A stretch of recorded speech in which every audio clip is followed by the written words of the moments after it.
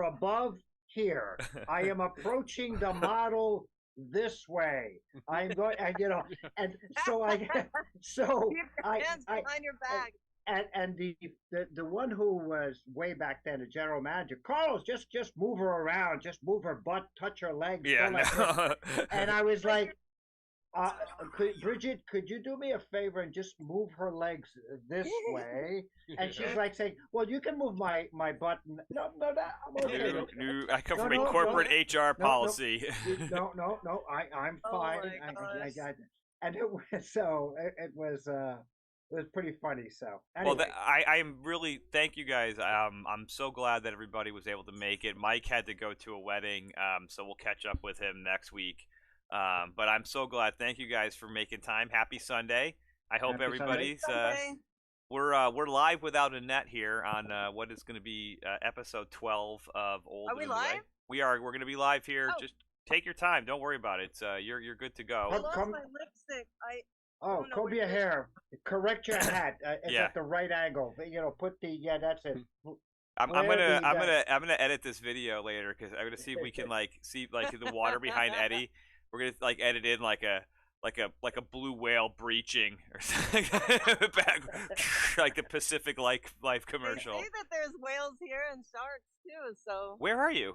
If you don't mind, if you can disclose, I don't want a swarm of people to go out and I'm on the Jersey Shore. okay, right on. Okay. That's too bad. No. Well, it depends on what part of the shore there, Scott. I mean, really. Jay, for some reason, I got trapped into doing my honeydew list this morning. I don't know why a 3-day weekend turns into, hey, here's all the things that you promised to do over the last 6 months that you haven't.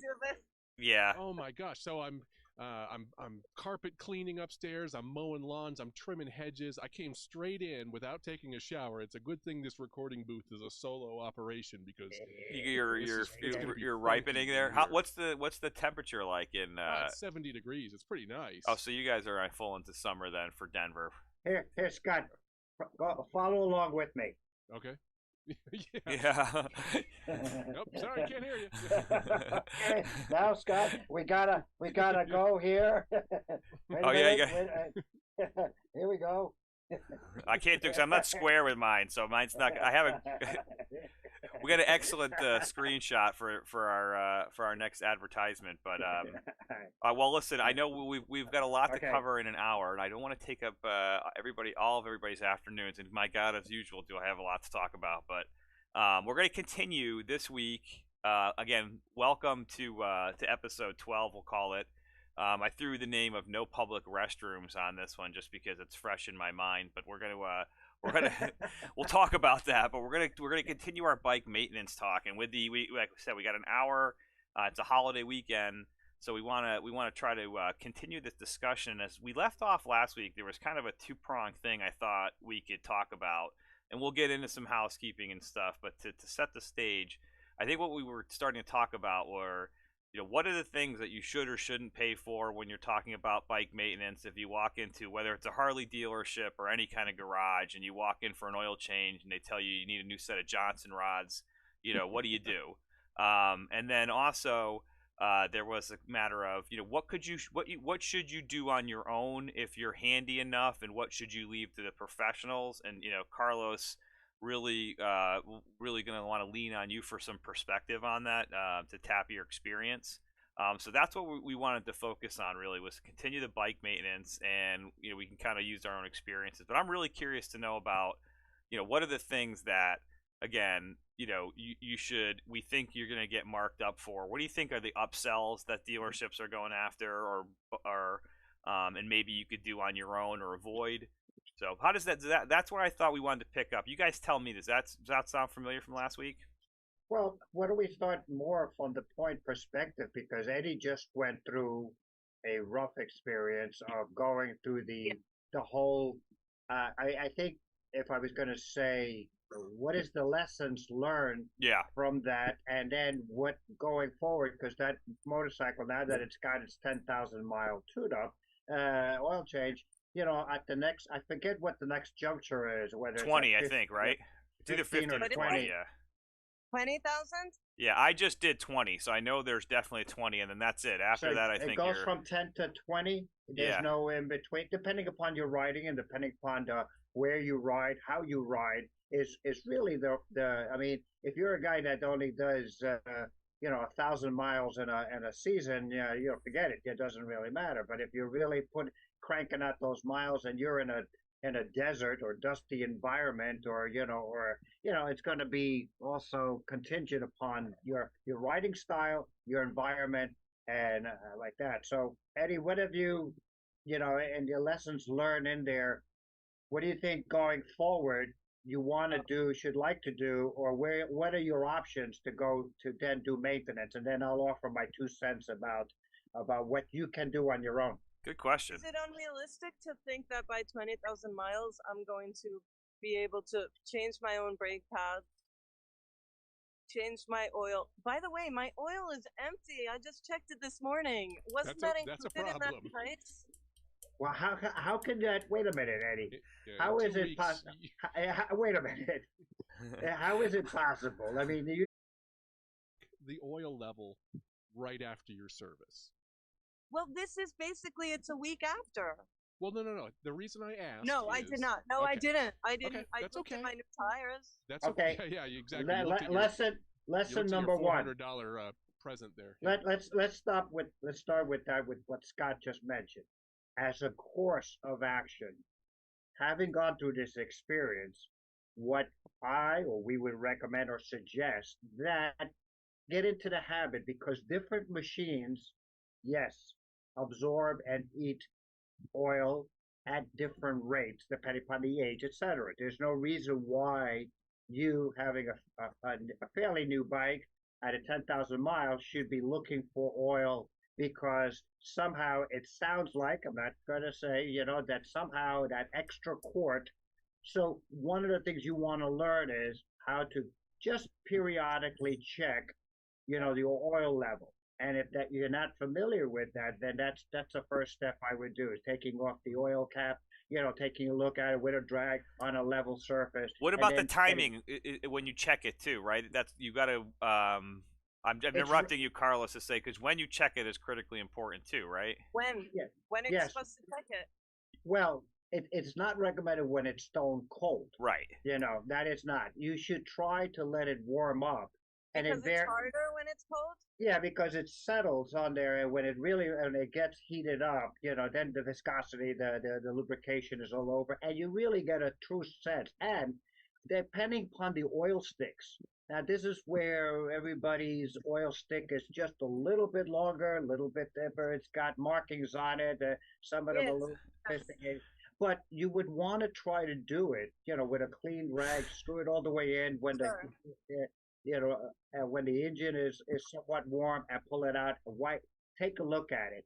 You want to get into learning that habit, if anything, because the next time, there's no doubt in my mind, when you bring it into ABC dealer and the guy says, we did an oil change, you will check it out right then and there, or in the parking lot, and say, okay, this is good, because you want to those are the first things you really want to get familiar with, and not trust anybody else for that, because that you have control over. Good point. All the other miscellaneous things behind the scenes of whether or not they adjusted, they pulled, they installed, unless it's not visible to the eye, it's going to be a little bit more challenging to look at. Control, that's a good advice. I don't think they even checked my tire pressure, because this morning when I checked it, it was really low. Yeah, we gotta get in here and get this. I took a long ride too, thinking this thing is in tip top shape. I just paid. Yeah, well. Yeah. Let's. I thought that So go ahead, Scott. Is people are human, and the person who worked on your bike is human. Maybe he or she had a bad day. They might be in a fight with their significant other, and they forgot to put the right amount of oil in. That can happen. That was the reason I asked. Yeah. Did you check it when you leave? Now, if the answer was yes, and in the future it probably will be, and it was full, then something happened between that time and now. Right. Because that's a whole different ballgame. Because then it's hemorrhaging. Yeah, exactly. It's either leaking oil, burning oil, or enough oil wasn't put in. That's one of your scenarios, right? Things that could happen. And let's go on the assumption, because this bike, what year is this bike again? Last year's 22. See, so there's no reason. I mean, talk about when I had my 10, 15-year-old bike, I expected it to be pissing on the ground because that's the way it marks the territory. You know, exactly, right? I've heard that. I bring the bike in and, oh, yeah, my bike said I'm here, you know, and it leaves a drop of oil. So that was with the given of the older bikes because of the rubber, the gaskets, and what was it? And it shake, rattle, and roll and all that other crap. So there's no reason why yours, let's just say that the mechanics, knowing those mechanics, and they're in the problem with this, and you never know, the pressure of a mechanic that has to try to bang out these bikes. Yeah. And the burden is on us, to the knowledge that we know, to be able to try to do those things we can check. Air pressure, you can do that. That's a piece of cake. You know, checking your oil, that's a piece of cake there. Now you know, I know. Now I know. Yep. You know, Can I ask? Can I insert? What about brake fluid? Well, Huh? any fluid Brake is a fluid. valid check, right? Yeah, Yeah. but brake fluid is like to me is a You know what? brake fluid is like to me brake fluid is the same as magic dust. These are like they're two things I've heard of before. They do something special, but I have no idea how they work. Like it's just mystical. Like what did I know that like how does brake fluid turn into when I go like this? How does brake fluid help me stop? It's I don't know. pneumatic. It's magic. It's pneumatic. It's pneumatic. You the fact that Scott says. Yeah, pneumatic. Like I can understand a brake What? pad wearing down. I can understand gas Yeah. being depleted. See- I can understand viscosity. For 5 points there, Mr. J, since you are really a geeky, techie kind of guy, mechanic in there, your master cylinder is located where? It's underneath like the frame, right? Like it's not the it's like a like right. I think Well, are you talking about your clutch oil? You're talking about, or you're talking about the oil cylinder? yeah. It looks like it looks like a tube. Like it's sort of towards the rear part of the frame. I think. Most of it, and it's in a square cylinder. Yeah, It's in yeah. a square receptacle with a little tubes. Yeah. with a window. Yes. Is there- Yes. So what you want to do, but you have to be mindful of, because you don't want to get any contaminants in it. And there's two of So- them, right? Yes. So the point is, you want to check the window. Okay. The window is your easiest thing before. You don't want to open up anything. There's a little window on there that you want to clean off because that's going to be full of Covered with that's going to funk. be Yeah. full of gunk. That's going to be stuff. And just take a rag and just clean it so you can look at it. The reason I say be careful with it because if you see that the level is low, then you're safe enough to unscrew the top to then add. But Okay. if you're not on a level ground and that Yes. level is like this, Yeah. you don't want that crap on Yeah. your paint that you just spent. You're good talking hard-earned to a money. guy who has to fill up his bike standing the tank up in between my legs so that I can get every little bit of gas in that bad boy. So having said that, is yes, and most of the time that brake fluid is not something that is used that bad because it's all, as Scott said, it's under compression. Yeah. The pressure, it's thick. It pushes like the pistons there. But on those occasions, if you happen to look through the window and you see that the level has gone down, you want to be mindful. You better have a lot of rags Yeah. and something protecting, and that's also protected. Like you should have a towel. Yeah. If you having a Carol, your gas tanks are your art, your roving artwork. Yeah. With this stuff coming on there, and Yeah. you want to be. I ready always for have that. like a couple rags in the bag and stuff, but I just this is really helpful because I understood in general the brake fluid concept, we'll just say, but what I really didn't understand is the two receptacles, how you checked and filled them, what right looked like. I mean, I know there's a window on there, and in fact, from my old Suzuki, this is actually on the hand brake, which would be the front brake receptacle, is up actually on the handlebars, and this is where you check the fluid and everything. And this is like a little Oh, whoopee. I know the thing. Yeah, this is like a little On the whoopee right they make side. for them. This one here, Yeah, I'm it holding up looks to my like a button camera, on is from top. my Gixxer. And now it can be a cool. Okay, Eddie, to go back to you then, something else that something simple, something that you'd want to carry with you. If, like you mentioned before, your tires appear to be low.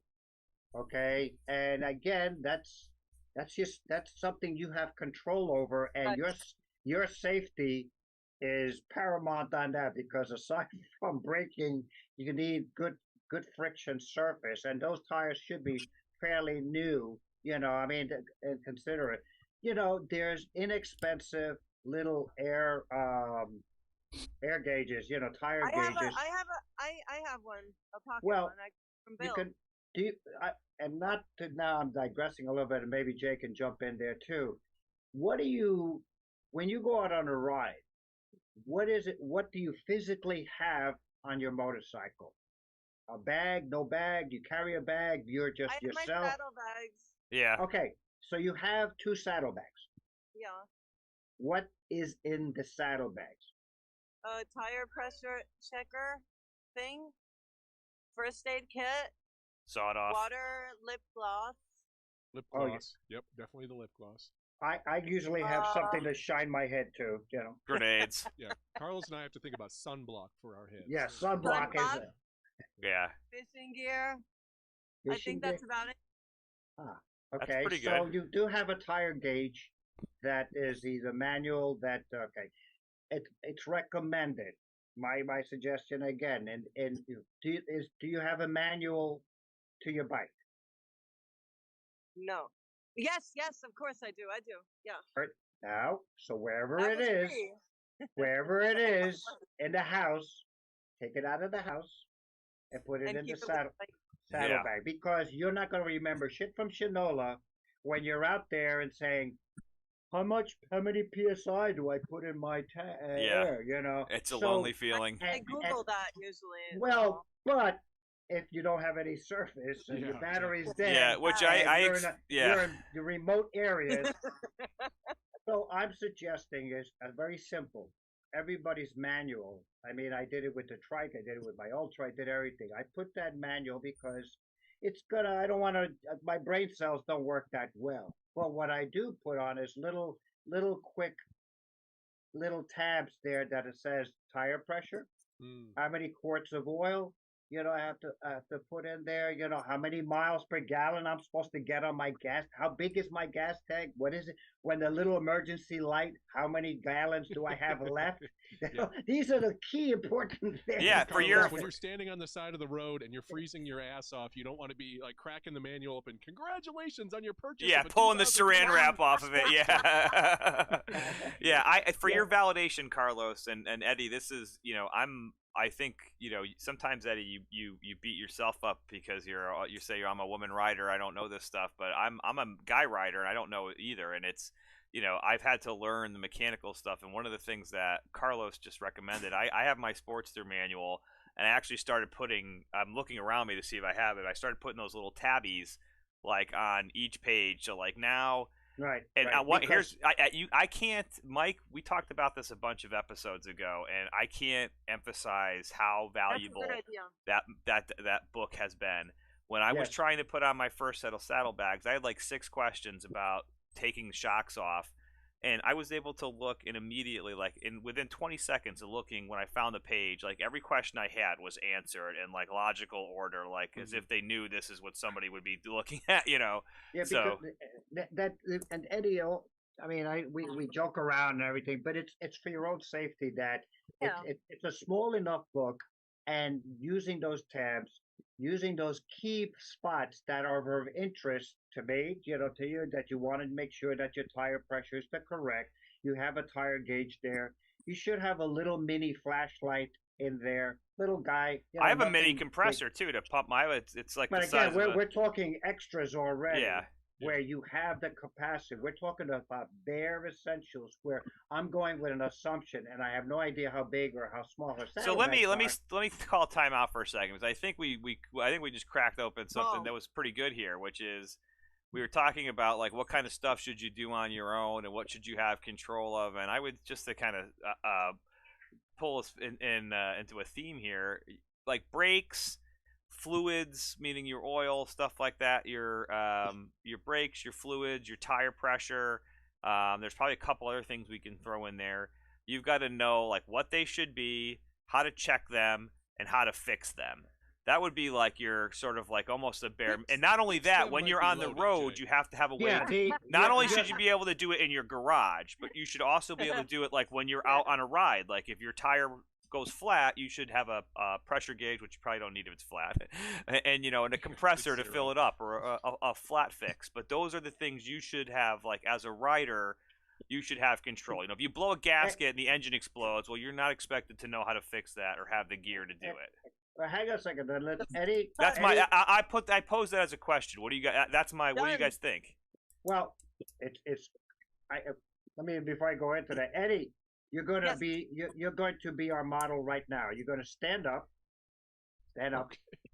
You're gonna now get us the get the camera and show us your saddlebags. Oh, I thought you meant show me the fish that I just cut. You I'm just caught a actually on fish?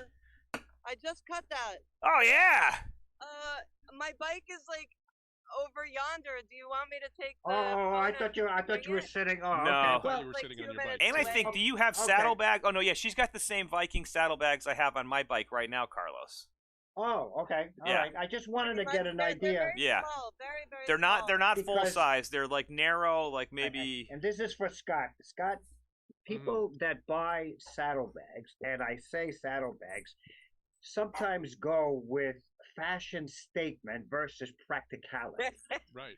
And when I mean, That would be form over Guilty. function. and when I mean by that, as a guy who's had like giant canisters on the side where I had Samsonite luggage that I could carry a gorilla in them, and I can tow 300 pounds. You know, I've gotten from the version of that's so cool, and all I could put in there was a pair of gloves. Yeah. You know, and then I Sounds went. like mine. I went from that to then having a full first aid kit, a full complement of tools, sockets, everything. I mean, compact from emergency gloves, fluorescent lighting. I mean, I had a little mini compressor. I mean, everybody knew me as the EMS captain. That if anybody got screwed up, Yeah, he had a You know, parachute. We don't know yeah, why. they knew that I was the guy that they had to come to, you know. So you run the gamut, and that's why I'm saying is if space is at a premium. Does anybody have an immersion blender? Yeah, Jay, this reminds me of my family just staged an intervention with me about how my cargo shorts are no longer fashionable. Oh, you're kidding me! I got that. and Don't I need ignore to- that, dude. and I need to upgrade to flat front shorts. The problem is, I went from like 8 pockets to 2. Oh and no. I can't carry anything anymore, and one of them is taken up by an insulin pump. So sorry, family. Yeah. You know, so I just turned 47. I'm not. My runway days are over. I'm not worried about Yeah. it. Happy birthday, by the way. Carlos, before we move on, I wanted to put a bow on the oil thing, just in case anybody else is interested or listening. Eddie, so just a couple important things on oil. As Carlos mentioned, the level is going to change between when it's hot and when it's cold. If it's Yeah. cold, you should see something on your dipstick. When you pull out the dipstick, there's a hashed area at the bottom that shows you the level. When it's cold, you should see something. You will see more when it's warm, and also after a long ride, if you've been, taking turns and doing stuff, it's gonna going to be look like there's a lot of oil in there. That's why Carlos said you need to wipe off the dipstick and put it back in, screw it all the way in, then pull it out again to get a true Got it. measurement. But what's really, really important is if that your engine is blazing hot, your oil is also going to be blazing hot. So you either have to use a very thick towel or rag to wipe it off, or just be super careful, Yeah. because I've burned myself on Yeah. my lawnmower before doing something Okay. something like that. That's all Yeah. I wanted to say, Carlos, because you could get hurt if you didn't know Yeah. what you were doing. No, Yeah. but that's true. I mean, if you wanna, it's like anything else. When you stop a bike, and there's always a mother and her child. Oh, look at the biker! Yeah. Isn't that? Oh, can Johnny come over? No! Yeah. Yeah. No! Actually, and we Carlos, just as a side note, Eddie and I were talking about potential episode topics through email, all of us for our listeners, and one of the things that we got in the subject was I started talking about routines. I won't get into what the topic would be for the episode, but we started to get into routines, and it's like you don't want it. People don't know, especially people who don't ride, don't know that this is a challenge, but like when you get off, like when I get on my bike or get off my bike, I have a routine, and I often find that people, sorry, 1 second. Sorry about that, everybody. I have a new puppy, and new puppy. he's crying, and unfortunately I couldn't get to him. He wanted to get outside, so I had to. Congratulations. My daughter was kind enough to help. So I have a routine, and it's like people will come running up to you to like say hi or to look at your bike or just talk to you, and it's like I need this time to concentrate on what I'm doing instead of answering questions about where I got my motorcycle and or hearing a story about your friend who died. Thanks. Everyone has to tell you about someone who died. It's like, yeah, I don't think. All right, well, good. Thanks for the PSA. I appreciate it. Yeah, but it's like, and you end up. When I was in Connecticut a few weeks ago, I have a 360 camera, which was not inexpensive, and when I pulled up at the funeral for my grandmother, and it's making me sound like a heel in a minute, but like lots of people came running up to me to say hi, including the funeral director, who very clearly thought I didn't belong there and was trying to like tell me to go somewhere else. I was literally still on my bike, like trying to park, and this person's like yelling at me, and eventually I was like, it's my fucking grandmother in the box over there. I'm parking my bike. No. Let's like that. Anyway, another story. In general, they don't like it referred to as a box. Yeah, okay. yeah, but I almost like exactly. But anyway, another topic for another show. Definitely, you get people running up to you that you guys. I mean, let's give Eddie some tips as far as that. The basic stuff there that Eddie you have control over and you should carry is definitely, we agreed that you should, as Scott said, check your oil. You want to get into a habit like that. I think it's probably the fact that they didn't top it off. They didn't finish topping it off, and there's no reason that unless you see any stains underneath your bike, then it's just assumed that the guy was negligent, and you just then again refer to your manual. Your manual is going to tell you how many quarts you have to add to it. You may have to be very careful with that as you add it, but you can still add it with a funnel. You can do that on your own. The tire pressure is you have the tire gauge. Refer to your and to YouTube, your manual. right, Carlos? I mean, you can I learned but you know what? Yes, you can go to YouTube and look at it that way. But watch somebody do it. Let's assume you're in the you road. are in the middle of yes, nowhere. Right. You have no cell service. You can't see bupkis. You're not getting anything, and you can't even talk to your friends. Battery or your phone is Your no battery is dead. So the old paper manual with the little tab that says tire pressure and a manual tire pressure gauge will at least help you say, yeah, I'm pretty low on this, It's also not good to practice while you're broken down on the side of the road. If you get a chance to just kind of do it at home, where you I definitely want to do a dry run. The luxury of everything. Carlos, one thing we didn't mention with the brakes, with the brake fluid there, and I'm obviously not well versed on motorcycles, but I understand the brake fluid pretty well. Yep. You want to I don't know, what do you call it on a motorcycle when you pull the brake lever? You want to compress it Squeeze. a couple times. If you were in a car, you were going to press the tech on.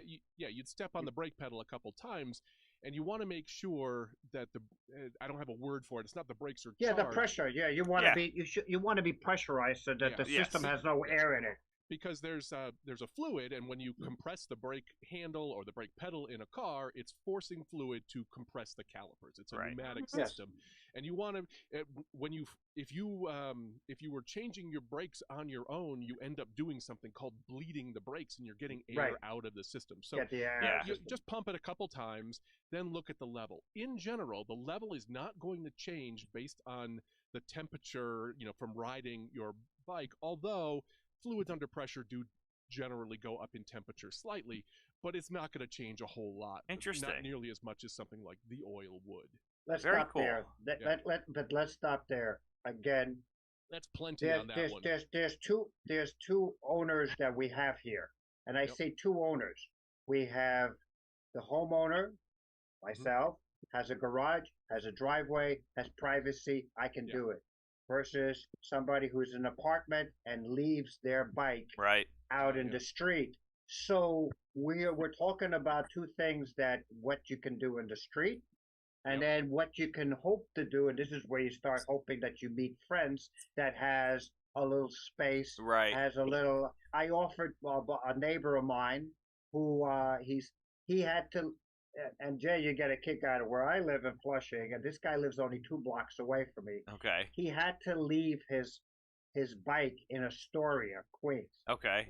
So that's just going to Astoria from my house. It's about 20 minutes or so. Here's this guy needed either his wife driving him to where he has to leave his bike in another garage far away. Oh man. So That's terrible. So most of the time he would have to leave his beauty out in the street under a tarp in an area where it was known that people were stealing packages and going through things, things under tarps.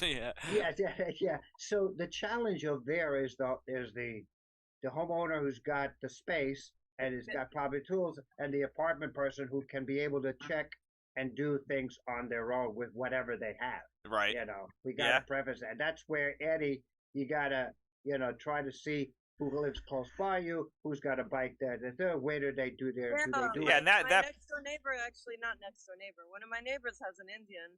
I still talk to him. But maybe he could give me some tips. Yeah. Well, but again, this neighbor, and I got this neighbor, an Indian, high price, very good. Yeah. And the competitor to Harley from the very beginning days, back and forth. We won't get into necessarily, the back and forth. But the point is, he probably has a big engine on that, and probably is he apartment or homeowner? I live in an apartment building. And this person is it's same building. Apartment. So where does this person do his Indian maintenance? In the garage or in the street or? I don't know how much he does in his living room. Well, I mean, a lot of I'm people not sure do. how much maintenance he does. Tough to get a bike in an apartment building, though. Well, let me interrupt there, Jay. Are you I know. Assuming I have a house here? No. Like Jay did to the comment. I live in a. There, you know it's possible. Well, there are houses there. I will, if I still have a picture way in my early writings of 30 some odd years ago, there's a guy that we call Little Al. Little Al was, until that point, I never met such a fanatic. Okay. At the risk of losing several wives, houses, kids, to maintain his Sportster. Man after my own heart. This guy, out of an obsession. Well, Scott, when the day he finally, this guy was tough to deal with, but he kind of took a liking to me. So, you take it from what it can. Yeah. You got, a guy whose name is. I had a father-in-law like that.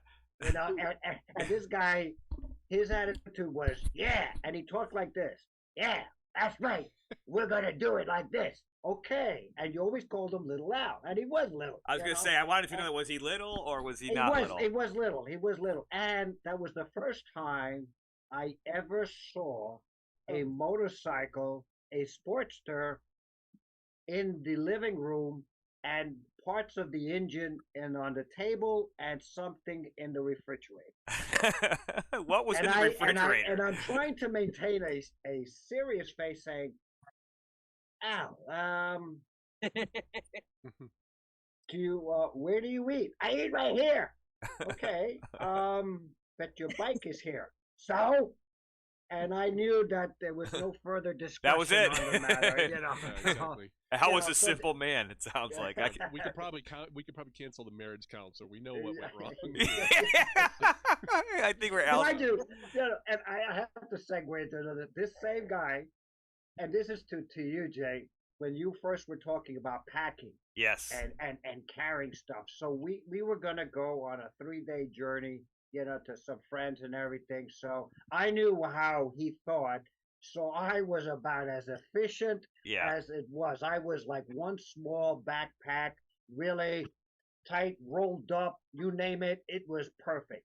Well, the new guy on his Sportster showed up to this guy. So you got the newbie. Yes. And the then original gangster, the guy. Yeah. And there he comes out with a cigarette. And I'll just have to paraphrase. What is that piece of shit?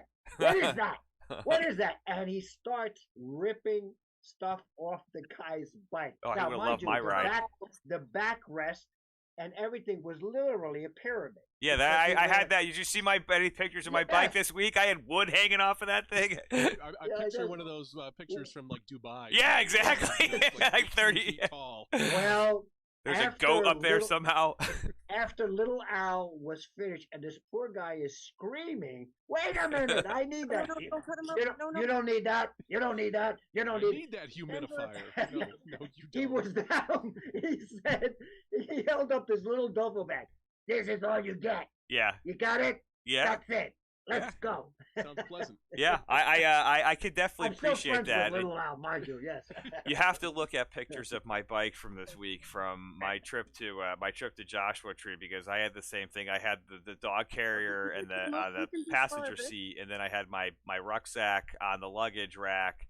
And then on top of the saddlebags, I had, my sleeping bag. I had my tent hanging off the back. I had a pair of Crocs. This is where that article we said we should get MJ. Yes. And Jordy. Jordy back again. Experts, yes. Because really, when you look at their YouTube and how I mean, it was great. How methodical they are about what they do. Well, when you see two people said, "We've never done this before. We're going to go cross country. We're going to go out on the road for 3 months, and here's two people that both have same bikes and say, okay, and they at least shared with us their learning curve saying, let's bring all the crap we want to bring. And you see it all over. And then you realize you can't carry it. And that's when they started really progressing through that, which brings me to mind, Eddie, how do you transport a fishing pole on your bike? I recommend a telescopic pole rod. Oh, nice, yeah. Carlos, it's PVC an easy tube. Answer. It's like jousting. $10 on Amazon, man. It's a lifesaver. Yeah. Quite literally.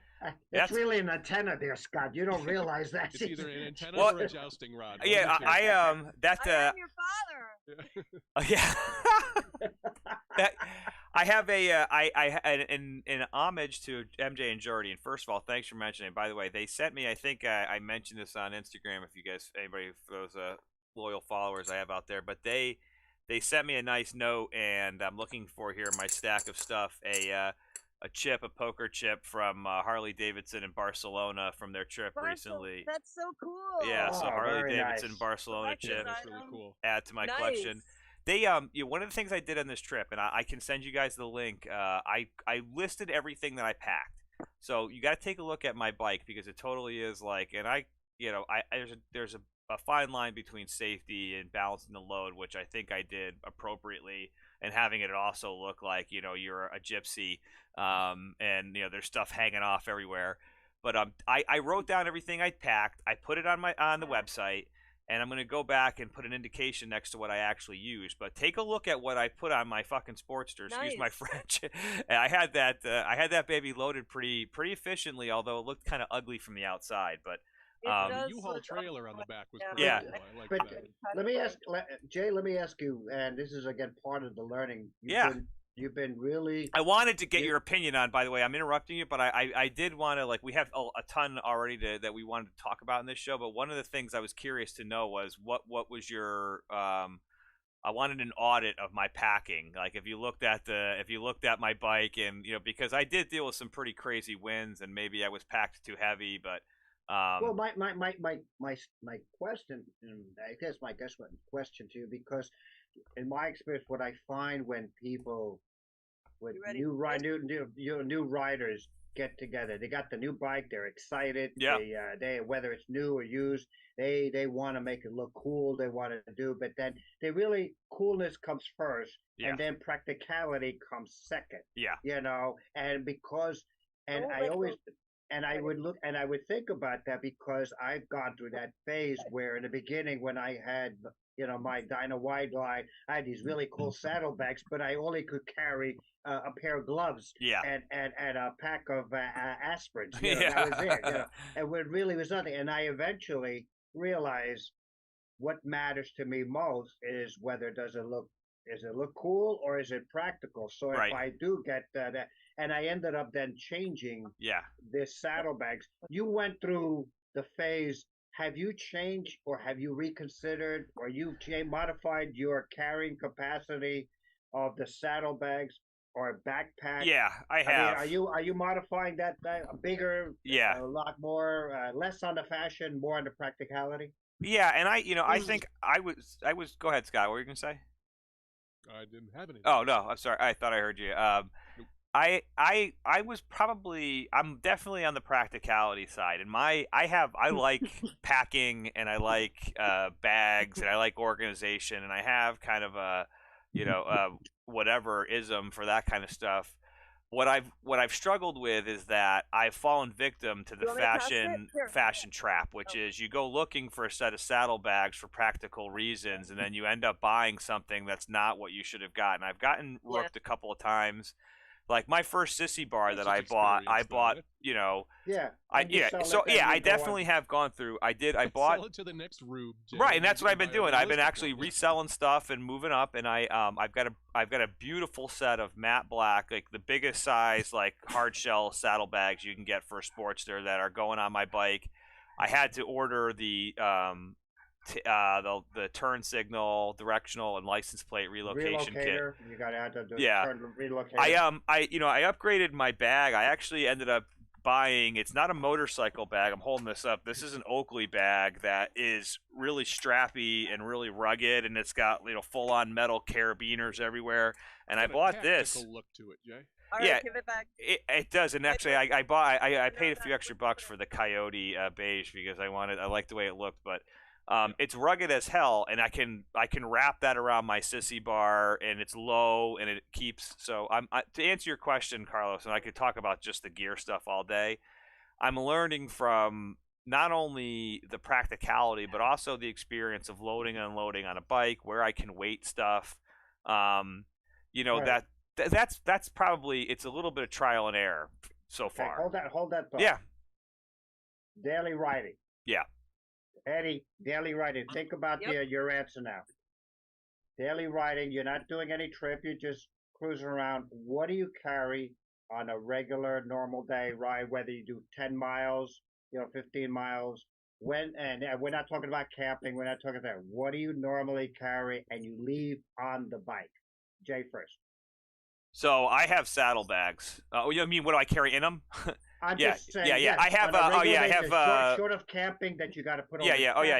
You've got regular everyday rain ride. gear, rain gear, compression tire pump, survival knife. I've got like a road lantern thing that blinks and that kind of thing if I need, and extra set of gloves, and headlight lamp. I also have a tool, but I have a tool roll separate too. That's just like not in my saddlebags. I have a separate tool roll that's got all your basic tools in it. But like loose stuff that you'd have in the saddlebag, you're gonna have my extra gloves. I also sometimes carry a tank bag that I'll leave on that'll have different sets of glasses. What was that last thing? A tank bag? A tank bag. Yeah, I can show it to you right here. I don't like the look of it because I got a Scott, beautiful. he looks like a magician. He just comes up and Yeah. wow. How is it that he can just reach down and pull out things that don't belong inside? Yeah, look at this. Yeah, I got this back tire assembly. I've got this transmission right here that I just. Yeah, no kidding. Yeah, but the tank bag is I don't always leave it on because it's kind of big and bulky. But for trips, you can put stuff. But let's just I want the reason I'm the first stuff I want- mentioned, that's your stock. Your That's if I was going to look in your bike right now. That's this what is you'd I find, would yeah. in you. Eddie, what do you carry every day? What's on your? I don't have a long commute. I have a lip 10-minute gloss. Doesn't She matter, mentioned doesn't- lip gloss. We know she's carrying lip gloss. Got it. Right, We got right. that. Lip And, gloss? and a tire gauge. Fishing we know rod. She's got a tire gauge. We know that. Those are the two things. There. fishing a rod. battery tender, charger Oh. for my helmet, Bluetooth, and my charger for my phone. Bait. So Water. so you have a tire gauge, your lip gloss, and some sort of battery thing to charge your phone. Sure. Telescoping fishing pole. Yeah, the telescoping fishing pole. doesn't go with me on my commutes every day. What if you need it? Yeah, if you need it, that's right. Exactly. Sometimes it does. Yeah, Eddie, I see people down here who do crazy stuff with using PVC tubes to make like fishing rod mounts for bikes and stuff like that. And they That sounds deadly. Yeah, I'm actually putting a a rod holder on my bike. I have a surfboard holder on my pedal bike, and the way that it's designed is actually a really genius construction that can be ported to a motorcycle, and it's kind of like a J-bar thing that mounts off the side of the seat. But you can do this. You can use that same cool. construction for fishing rods too. But that's I know we're going to be running up against our time soon, and I wanted to go back to one of the things, Carlos, before for Eddie, when you asked the question back at the start, Carlos, where does Eddie go next? One of the things that's really important, like Eddie, not for your scenario is, and for our listeners, we were talking about like 5, 10, 20K service, like what led us in this conversation. That's because, I don't want to speak for Eddie, but that's because that's a bike under warranty. Those are the things you have to do. That's not like, so you have to, if you want to honor your warranty, you have to go get that done. So for the question of where, Eddie probably can go get her oil changed somewhere differently, but she's probably going to have that 20K service done at a Harley dealership in order to honor her warranty. So, we can talk about, with the time we have left and in the future, what do you do when you show up the next time? Like, and my first thing would be, you can get that inspection of what you paid, like what you bought and your 20K service and what you're owed and what they should be looking at. Yeah. You can go get all of that online and have that in your pocket when you walk in and say, this is what I know is happening. Again, but refer back to the manual. Yes. Refer back to the manual, because the manual in the back is going to tell you per model, per brand, the recommended service intervals. And it doesn't matter whether it's my 1200cc Tri-Glide, whether it's a Sportster, whether it's Dyna White Glide, doesn't matter. It's going to say when you should bring it. The options that Eddie has to think about is saying, okay, so I don't want to bring it back to this dealership because they really bad time. So what is my option? Yeah. I go north about half an hour or so to the new dealer, and then you talk to people there, or you listen. Actually, you got to. Nude dealer. And I was like, wow, I'll drive 30 minutes for that. Where did you hear me say nude? I don't know. Yeah. It's your New England accent. Yeah, bring a towel for the seats if you're gonna try bike. I'm sinking away already. I'm going away. That's the same thing I do in the passenger side when my wife is driving. Yeah, exactly. Where's that stomping on the emergency brake? Okay. Yeah. But no. Carlos, can I interrupt real quick? Go ahead. One thing we forgot to say, Eddie, you asked a question. We did not answer it. If your oil is low, and it's probably because your oil light is on, you do absolutely need to put oil in there. It's not like a low fuel thing. Like, it's a pretty urgent situation. Look in the manual. It'll tell you what kind of oil. It'll probably be 10W30. Those numbers refer to the viscosity of the oil. W30? Yeah. The low number is what the viscosity is, like the thickness of it when it's cold, and then the number after the W is the viscosity when it's hot. The lower the number, the thinner the oil. So for instance, you're in New York City where it gets very cold. You may, and I just say may, put 5W lower in the winter, because you want it to be thinner, because it's going to be colder. When things are think about like syrup or molasses. When it's cold, it doesn't want to run. But the manual, to Carlos's point, will absolutely tell you that. And to Carlos's other suggestion, you absolutely want to use a funnel, because cleaning up spilled oil is no fun whatsoever, especially if it runs onto any part of the engine that gets hot. It's going to burn and stink. Yeah. If you can't find a 69-cent plastic funnel, you could, and I'm just saying could, take a very clean paper or plastic cup and kind of cut it and fashion a funnel. But don't do what I would do, and it's like, oh, I'm sure I can pour this. Yeah, I got this. And then, for the next 30 minutes, I'm cleaning up my mess. And I'm looking at it right here. It says 20W50. I think is the. I was going to say 20W is a more rating, but again, to Eddie's point is, you really, in the manual, just put one of those little tabs about oil. And I've known guys and girls who, what they have done in their saddle bag is put and carry a quart of oil. So because when that little light comes on, you're stuck by the side and you're a little bit nervous, Yeah, so you can carry. You have control over that, Eddie. You know, look in the manual. You don't have to buy Harley Davidson. Yeah. You know, high You can go to viscosity, a blah gas blah. station and buy. Yeah. buy You can whatever go. You need. You can Okay. go to Walmart, Costco, everything because the brand names change. But as long as the rating, As long as it meets the that your bike, specs. you know, the specs, right? So my suggestion is refer to your manual, look Okay. at the oil like this, and you can save a lot of money because where normally, if you go to a dealership, that quart of oil is going to be about $10 to $15 a It's gonna quart. be $3 at a Yeah, at a and it's mobile going to be $3 or $4 at another place with the same type of oil, mobile oil. So Okay. just It doesn't need to be Harley Davidson brands. doesn't have to be, you know, that's They all all nice. come That's from where, the same pipe. you know. In general, though, you have a brand new, beautiful bike. There is absolutely no reason that your bike should be burning oil at a high rate. It is very likely, without knowing the information, that it just wasn't filled properly. Yeah. Yeah. And as long as that's the case, you probably don't have to worry about carrying a quart of oil. But if you're Right. if you're on Carlos's like 35-year-old bike and you know this thing burns about a quart a week, I got it. yeah, you definitely want to carry some. And what you need to Yes. do, because we don't know why it's low, when you fill the oil, you're going to put in the dipstick, you're going to see that it's the right amount, and you're going to check it periodically through the week. If it is going down, something the is problem. wrong. Okay, And got it.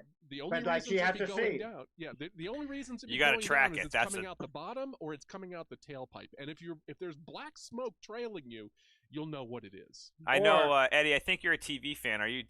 Anybody who ever watched Dr. House? Right. This is you need to do the differential diagnosis. You need to get the whiteboard out and start. Okay, today we started here, but I know we're running up against our hour here, and I want to keep true to our time. As always, will not keep you guys too much longer than usual. And again, you can hear my new riding buddy, Larry, in the background, who's barking a little bit.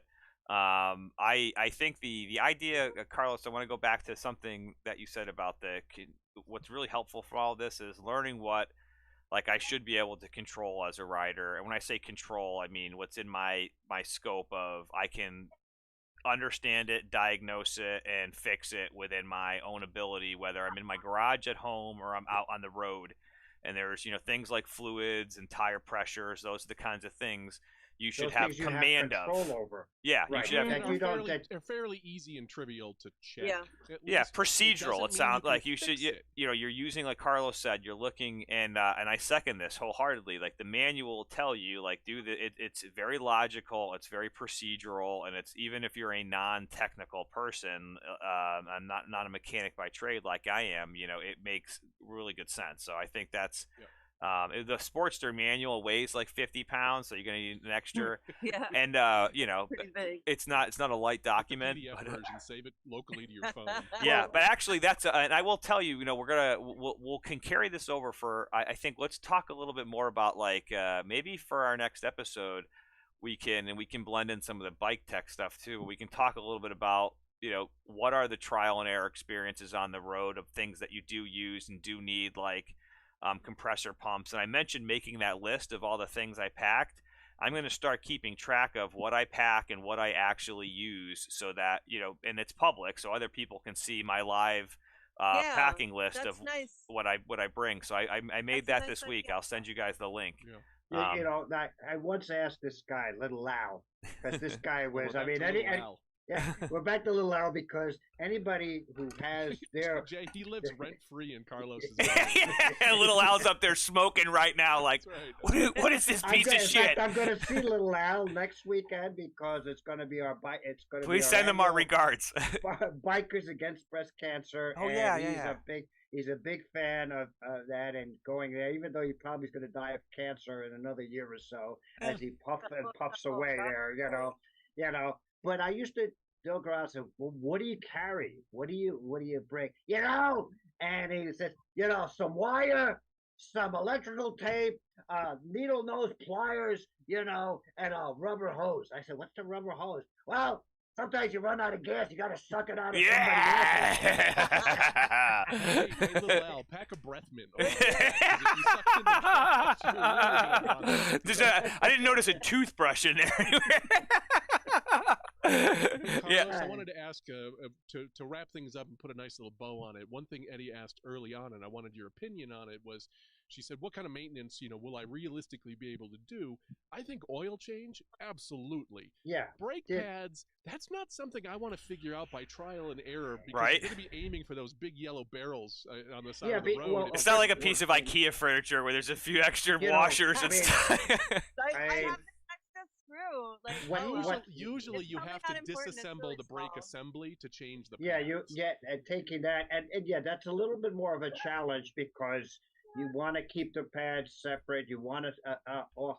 So suggestion is, Eddie, my suggestion is yes, the oil the oil change, the air pressure, checking fluids like that. You're going to be able checking that. Now, a lot of that is just touching, looking, seeing, and then observing. And then, is that something within my purview? Jay, the judge says I'm not allowed to touch, look, and see Yeah, anymore. touch, look, and see is like my level of mechanic ability. Like I touch it, I look at it, I see that I don't know what I'm doing, and then I call somebody. Looking under your car or bike for any kind of fluid, Yeah. there shouldn't be fluid. Yes. Possibly in the hot summer you might get some condensation and some dripping, but in general, anything. Yeah, and Yeah, everybody that's jokes true. about Probably a Harley's bad leaking thing. oil, but like Yeah. you tend to know your homework bike. Eddie, your homework assignment is the next time we talk is that we want to hear that you have some sort of either made copies of those important pages we just described of oil. So if this thing weighs 50 pounds, your manual, I would probably say make a copy of that paragraph about your oil.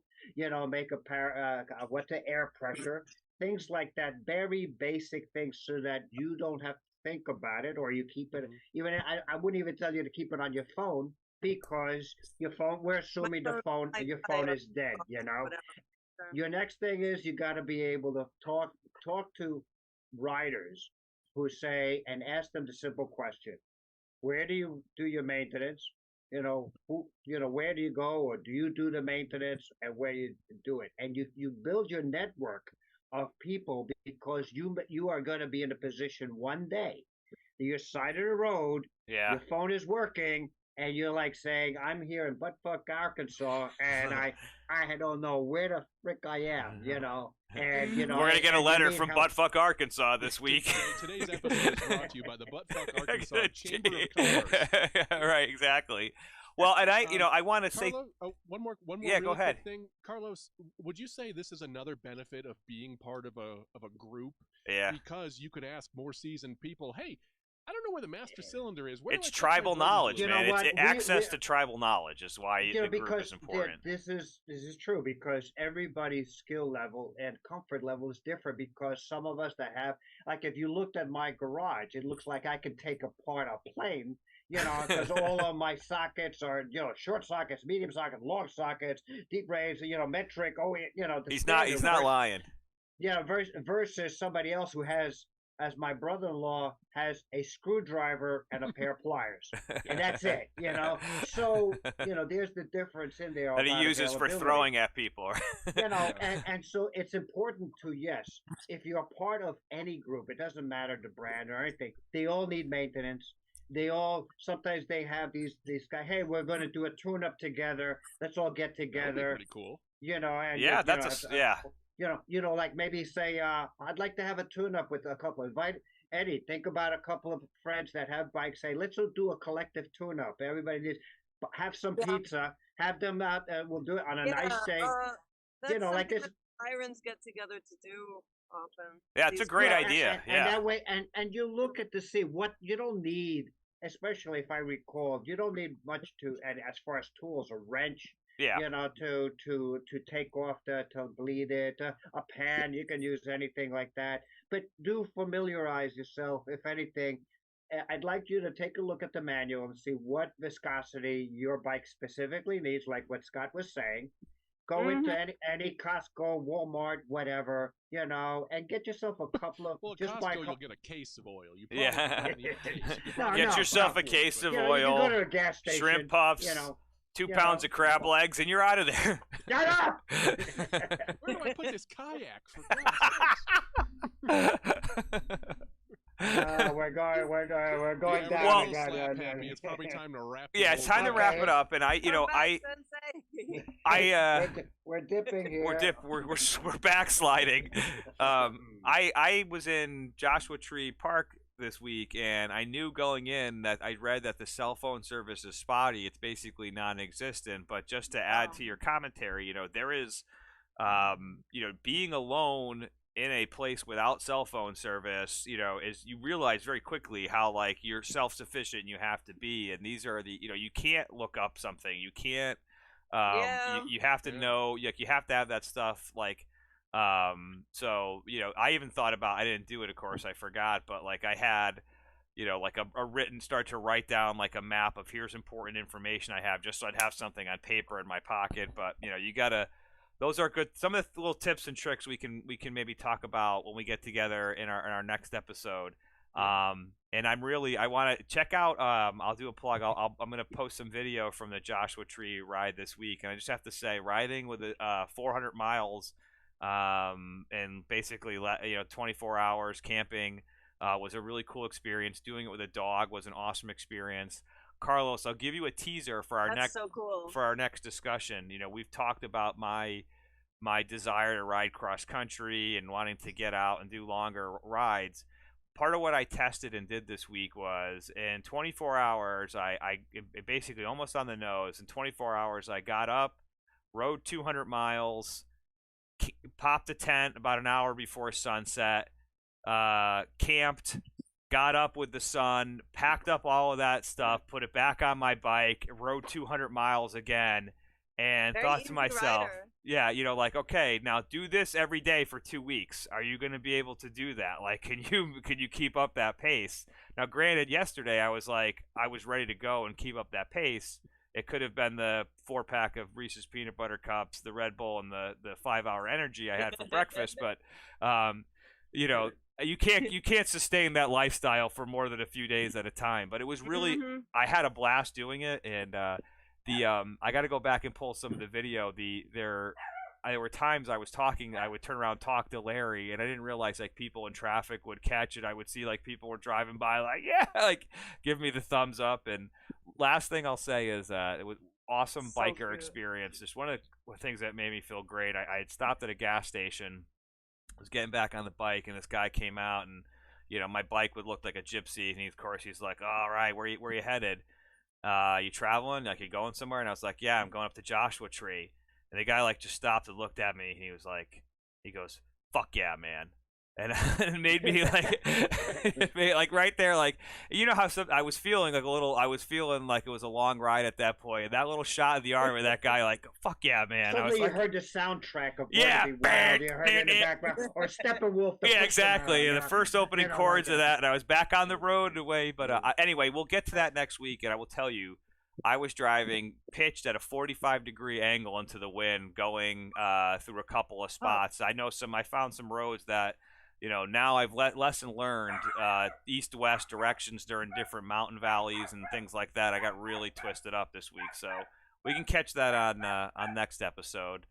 So what's that? I'm going to get you guys the holiday weekend, a solemn holiday weekend, so I'll give you guys a chance to get back out and enjoy your time. I got ribs on the smoker right now. So. Yeah, good. Any closing comments? Anybody got anything going on this week they want to pitch?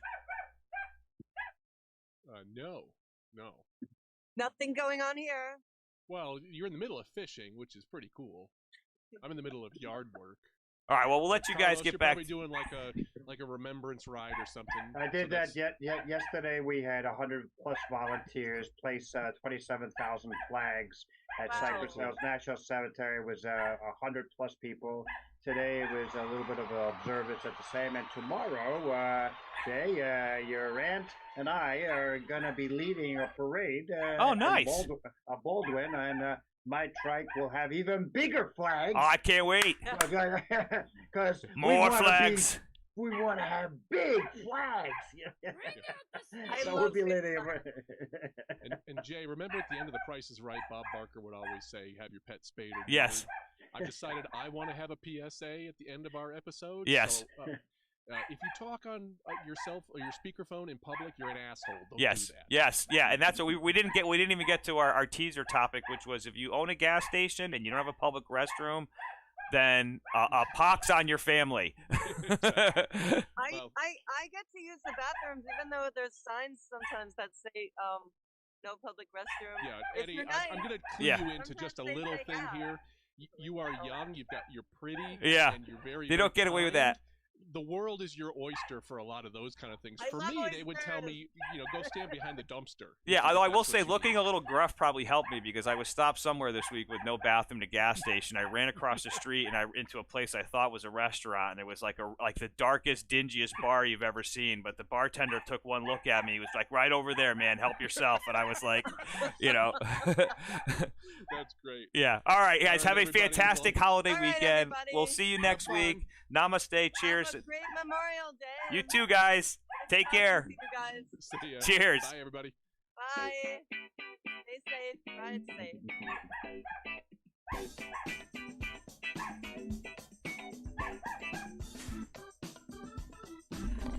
It's very fucking accurate.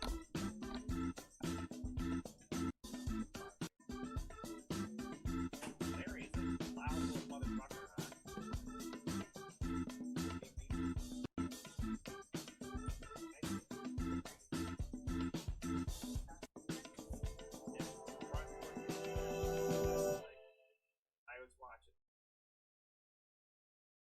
I will do a much better job.